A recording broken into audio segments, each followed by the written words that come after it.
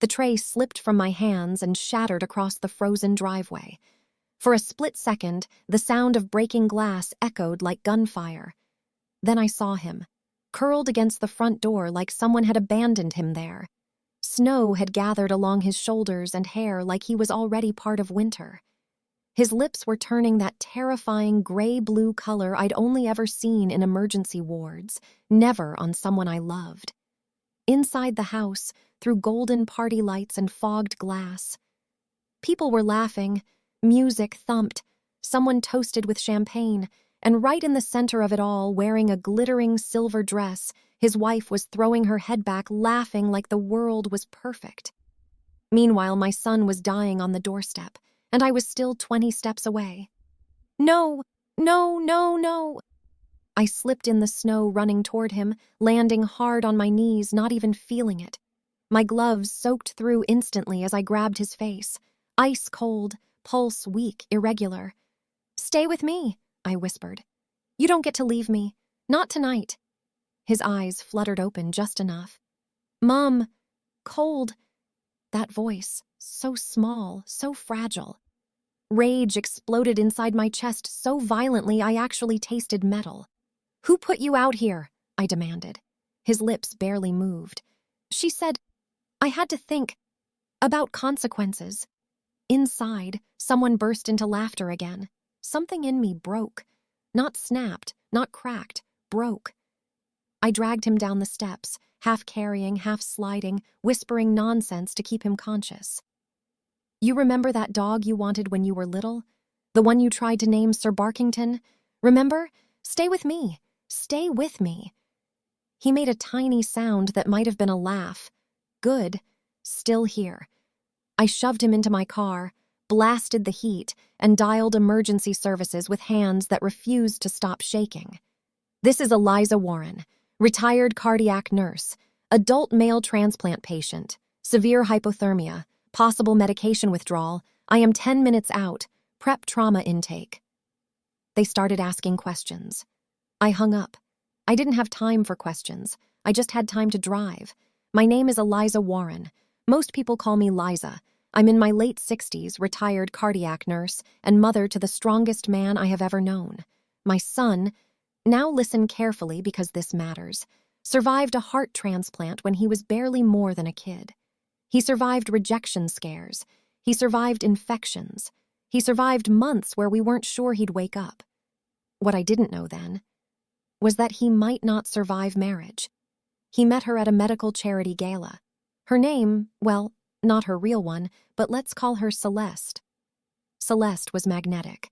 The kind of woman who could make a room rearrange itself around her. Perfect hair, perfect smile, perfect voice that always sounded like she knew something you didn't. I remember thinking, finally, someone who sees how special he is. I will regret that thought until the day I die. They moved fast. Too fast. Within a year they were married in a waterfront venue so expensive I'm still convinced the flowers had security guards. At first, she was attentive, protective, devoted. Then the comments started. "Oh, you're lucky I don't mind supporting you. My friends think it's adorable how dependent you are." At family dinners, she corrected his stories, corrected his memories, corrected him. Like he was a draft version of himself she was still editing. I tried talking to him once. He defended her so fast it was like muscle memory. That was my first warning, and my first mistake. Slowly, he vanished. Calls unanswered, dinners canceled, messages answered by her instead of him. He's resting. He's tired. He'll call you back. He never did. Then came the conference. I ran into his transplant specialist, and she said the words that turned my stomach into stone. "He's missing appointments. Not one, multiple." And when the clinic called, his wife answered and said they were too busy for survival. He finally called me weeks later, voice quiet, strained, like he was speaking from somewhere underground. We met in a little cafe near the river. He looked thinner, hands trembling, eyes hollow. Then he told me they were struggling financially and admitted something that made my vision blur. He was skipping medication. Not always, just sometimes, because they were expensive. I nearly screamed in the middle of the cafe. Instead, I whispered, "You cannot skip transplant medication, ever." He said he felt fine, then left, like someone escaping. After that, I became something I never thought I'd be, a detective, tracking prescription refills, calling old colleagues, checking if his car moved, talking to the few friends she hadn't isolated yet. One of them told me something that still haunts me. He said he didn't have permission to use the car. Permission. For a grown man. Winter arrived early that year. Heavy snow. Beautiful. Deadly. I called to check on him. She answered, "Stop calling so much." That night I barely slept. Something was wrong. I could feel it in my bones. The next evening, I drove past their house, party lights glowing, music inside, snow piling on the steps, and then that shape on the porch, not moving, and the world tilted, was the moment everything changed. For him, for me, for her, for everyone who came after. The emergency doors burst open before I even finished parking. I don't remember turning the engine off. I don't remember grabbing my bag. I just remember shouting his name while nurses swarmed the car like a rescue team pulling someone out of a burning building. "Core temp?" someone shouted. "Dangerously low," I said automatically. "Possible transplant rejection, possible medication lapse, unknown exposure time." They rushed him inside, and just like that, I was no longer the nurse. I was the mother, and I was terrified. Hospital waiting rooms smell the same everywhere. Disinfectant, burnt coffee, fear. I sat there dripping melted snow onto polished floors, hands still shaking, replaying one sentence over and over in my head. She said I had to think about consequences. Consequences for what? For trying to stay alive? My stomach twisted so hard I thought I might throw up. Then his specialist walked in. Dr. Nair. Sharp, calm, terrifyingly competent. The kind of doctor you want when everything is falling apart. Her face told me the news before her mouth did. "He's stable," she said. I nearly collapsed from relief. Then she added, "But barely." His body temperature had dropped dangerously low. Another hour outside and... No. I refused to think the rest. But worse? His medication levels were almost non-existent. Not missed occasionally, missed repeatedly for months, and his new heart was starting to reject. Slowly. Quietly. Like it was tired of fighting for someone who wasn't allowed to protect it. When he woke properly, he told them everything. How she controlled the money, how she locked his medication in her office, how she said he was obsessed with being sick, how buying his own prescription without asking was financial betrayal, and how she locked him outside until he apologized. Outside, in a blizzard, because he tried to buy the pills keeping him alive. They came quietly, professional, kind. They asked if I wanted charges filed.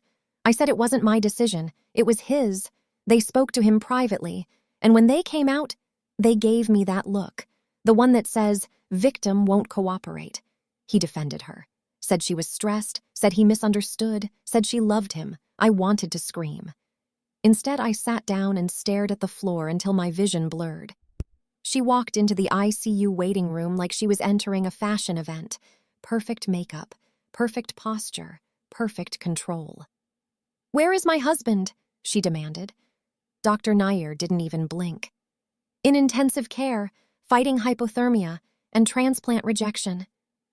For the first time, I saw her mask slip.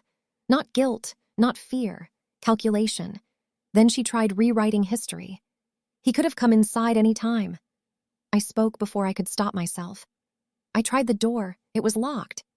She smiled. That tight, polite smile.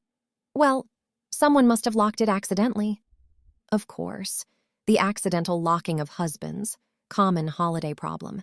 Then she said something I will never forget. "Do you know how hard it is being married to someone who's always sick?"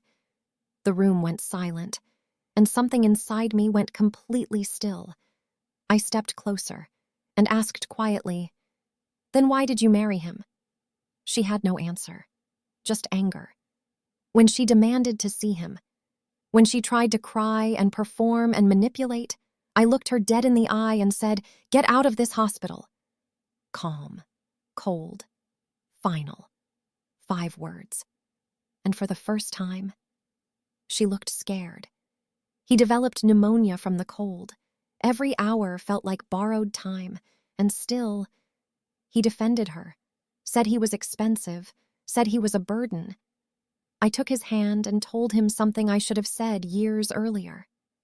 Someone died and gave you that heart, not so you could apologize for existing. He cried. So did I. They arrived dressed like sympathy and spoke like lawyers. She made a mistake. She was stressed. Marriage is complicated. I stood up and said, "Locking someone outside to punish them for buying life-saving medication isn't complicated, it's abuse." They left quickly. But I saw something in his eyes when they were gone. Cracks. Tiny ones, but cracks all the same. A specialist, calm, direct, kind. She explained coercive control, financial abuse, medical neglect. And then she told him something no one else had said. "You have choices." That night, close to midnight, he whispered, "I want out." Then, "I'm terrified." I squeezed his hand. "Good," I said softly. "That means you're still alive." Emergency protection order filed, approved immediately. She was served the next day. Apparently, she screamed that we'd all regret it. Honestly, that was the first time I slept properly in months. He moved into my place. Couldn't go back to that house, not yet, maybe not ever. For the first time in a long time, he slept without checking his phone, without asking permission, without apologizing for breathing. But peace never lasts long because she wasn't done, and neither was her family, and what came next nearly destroyed us all. The first court letter arrived on a gray morning that smelled like rain and unfinished arguments. I was making tea when the doorbell rang.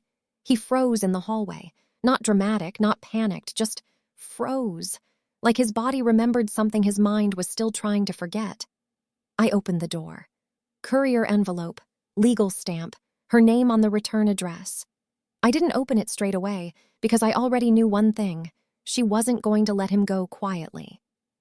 By the end of the week, her legal team had filed claims he was mentally unstable, claims I was manipulating him, claims she was the real victim, claims she sacrificed her career to care for him. That last one almost made me laugh. Almost, because we had records. And records don't care about performance tiers.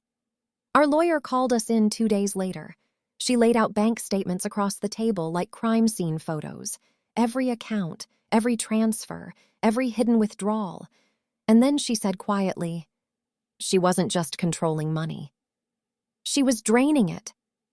Turns out, she had opened credit accounts in his name, quietly, slowly, months before the wedding, then increased spending after marriage, designer purchases, private memberships, luxury travel he never went on, all under his credit, because medically vulnerable people get easier loan approvals. I felt physically sick. Then came the pharmacy records. She had been reimbursed by insurance for prescriptions he never received. Let that sink in. She told him medication was too expensive, while collecting reimbursement for it. I had to excuse myself to the bathroom because I genuinely thought I might throw up.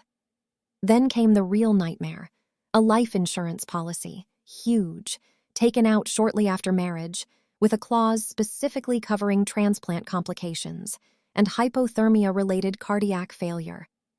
I remember staring at the paper thinking, no human being is that cold. Then I remembered her face in the hospital, that calculation, and suddenly, I wasn't sure anymore. He didn't speak for a long time.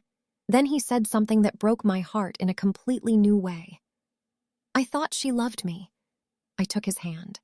I know, she cried, perfectly, apologized, perfectly, said she made mistakes, but loved him deeply. Then our lawyer presented pharmacy fraud patterns, financial exploitation, insurance timing, witness statements, medical neglect documentation. The room changed. The judge leaned forward, and for the first time, her confidence cracked. After the hearing, she tried to walk toward him. Security stepped in. She screamed across the corridor, "You'll never survive without me." He looked at her, calm, clear, and said, "I already am." Then we walked away. And that was the moment I knew he was coming back to himself. The divorce was brutal, but she lost. Every major claim, every financial demand, every attempt to keep control. He walked away with his freedom, his health, and his future. He laughed again, not polite laughs, real ones, the kind that start in your stomach, the kind that sound like childhood. And one evening, over dinner, his doctor said something that changed everything.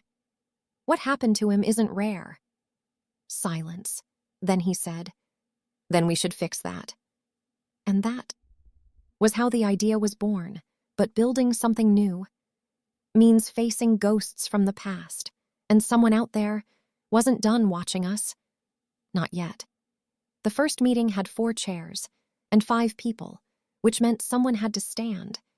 I remember apologizing, embarrassed, offering tea like this was some awkward book club instead of what it really was. Survivors. People whose lives depended on medications someone else controlled. People who had been told they were too expensive to keep alive. People who, like my son, had almost believed it. That first night, nobody spoke for nearly 10 minutes. Then one woman whispered, "I thought I was the only one." And just like that, everything changed. We started small, community room, folding chairs, bad coffee, but word spread. Because pain like that recognizes itself. Within months, doctors were referring patients quietly. Lawyers were offering free consultations. Pharmacists were helping flag suspicious refill patterns. And my son stopped being a victim and became a voice. The nervous man who once asked permission to use a car started speaking at medical conferences, talking about coercive control in chronic illness, talking about financial abuse through medication access, talking about surviving something people don't even have words for yet. I sat in the back row the first time he spoke, cried the entire time, didn't even pretend not to, not dramatically, not like a movie, just quietly. Her name changed, of course. Let's call her Nadia. She was a hospital social worker, smart eyes, calm voice, the kind of calm that comes from surviving your own storms. Their first conversation was about patient discharge paperwork. Romantic, right? But then they kept talking, then walking together after shifts, then coffee, then dinners. Then one day he said to me, "She doesn't see me as fragile." And I knew. He was healing in ways medicine can't measure. Then came the emails, fake accounts, blocked numbers, messages that weren't threats, not technically, just watching. I hope he's taking his medication. Some people don't deserve second chances. Winter is coming again. We reported everything. Police said without direct threats. There wasn't much they could do. So we upgraded security, changed routines, pretended it didn't scare us. It did. Late evening, leaving the support center, snow starting again. I noticed the car first, parked across the street, lights off, engine running, watching. I walked my son to his car like he was 12 again, tried to joke about it. He didn't laugh. The car drove off when we pulled away, slow, deliberate, like it wanted us to know it was there. It happened outside a courthouse months later. Unexpected, unplanned. She stepped out of a taxi, saw us, smiled, walked straight toward him. Security was too far away, and for one horrible second, I thought we were back at the beginning. Then she said quietly, "You were supposed to need me." And he said, calm as sunrise, "I needed oxygen too. Doesn't mean I owe it my life." She flinched, actually flinched. Then she said, "You think you won?" And he said, "No, I survived." And that was the last time we ever saw her. Spring, river walk, cherry blossoms falling like confetti. He proposed. I found out because he called me crying and laughing at the same time. I don't think I've ever driven across the city faster than I did to hug him that night. Small, garden, sunlight, people who loved him for exactly who he was. His doctor officiated. Our lawyer cried during the vows. I ugly cried, loudly, no regrets, and during the reception, he pulled me aside and said, "Thank you for that night." I said, "You saved yourself." He said, "You opened the door." But life doesn't give clean endings, only new chapters. And one final test was still waiting for us. Not from her, from something far bigger and far more unexpected. The call came just after sunrise. Unknown number. Hospitals still make my chest tighten, even now. I answered on the second ring. A nurse. Calm voice. Professional tone. But underneath it, urgency. "Are you connected with the Second Heart Network?" "Yes. We have a patient who asked for you specifically." My stomach dropped, because I knew exactly what that meant. Someone somewhere was standing at the edge of the same cliff my son once stood on. The patient was young, too young, transplant recipient, partner controlling finances, medication being rationed, threats disguised as concern. The same script, different faces. I walked into that hospital room and saw terror hiding behind politeness. I pulled a chair close, took their hand, and said the same thing I once said to my son: "You are not too expensive to keep alive." They cried. I cried. The nurse cried. Honestly, hospitals should just hand out tissues at reception. What started as folding chairs and bad coffee became something bigger than any of us imagined. Emergency medication funds, legal protection pipelines, safe housing partnerships, doctor training programs. We stopped counting the people we helped after the number passed what my brain could emotionally hold. Because every story mattered. Every life mattered. He didn't just survive. He built something. He mentors new survivors now, speaks to families, speaks to doctors, speaks to people who don't even realize abuse can look like medical care. And sometimes, I catch him laughing so freely it still surprises me. Like trauma never stole those years, even though we both know it tried. His wife, kind, steady, strong. The kind of woman who asks, "Did you take your meds?" Not because she controls him, because she loves him. They built a home where medication sits on the kitchen counter, not locked away, not rationed, not used as punishment, just normal. The way survival should be. Winter comes again, because winter always comes again. But this time, I don't dread it. I watch the first snowfall from my window, tea in hand, lights warm, phone quiet, and instead of fear, I feel something else. Hope. Because somewhere out there tonight, someone will hear about us. Someone will realize they are not crazy, they are not weak, they are not a burden. And maybe they will make the call. Sometimes people ask me, what changed everything? They expect something complicated. Legal strategy, medical breakthrough, evidence, court rulings. But the truth? It was 5 words. 5 words spoken by a mother who finally stopped being polite. "Get out of this hospital." 5 words that broke control. 5 words that gave my son back his story. Love is not permission. Love is not control. Love is not rationing someone's right to live. Love is making space for someone to exist fully, messy, complicated, expensive, alive. The snow melts, spring comes, then summer, then autumn, then winter again. Life keeps moving, healing keeps happening, and somewhere tonight, someone is still sitting outside a locked door, cold, scared, thinking they deserve it. And if you're hearing this story, I want you to hear this part most of all.